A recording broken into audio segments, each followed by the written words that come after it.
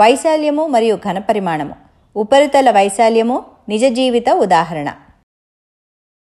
పిల్లలు, ఇక్కడ ఒక అందమైన ఇల్లు ఉంది.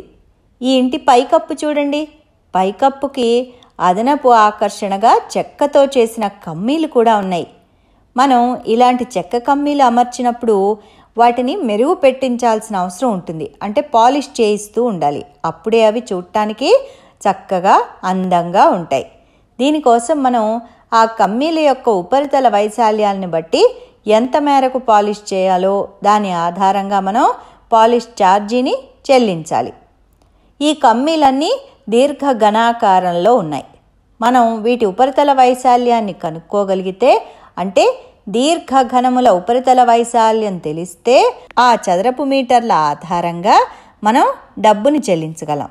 కాబట్టి ఈ కమ్మీలకి పాలిష్ చేయడానికి ఎంత ఖర్చు అవుతుందో తెలుసుకోవాలంటే మనం ముందుగా కమ్మీల యొక్క ఉపరితల వైశాల్యాన్ని కనుక్కోవాల్సిన అవసరం ఉంటుంది.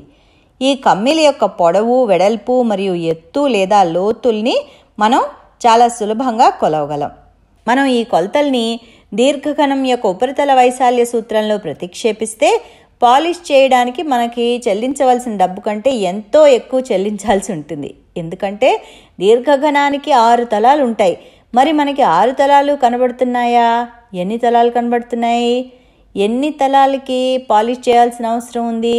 1, 2, 3. అంటే మనం 3 తలములకి పాలిష్ వేయాలి. మరి అన్ని తలాలకి అంటే 6 తలములకి డబ్బులు ఎందుకు చెల్లించాలి? ఈ 3 తలముల ఉపరితల వైశాల్యం ఏ విధంగా కనుక్కోవాలి?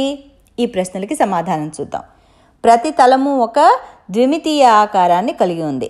అంటే ఈ తలములు లేదా ఉపరితలములు దీర్ఘచతురస్ర ఆకారంలో ఉన్నాయి.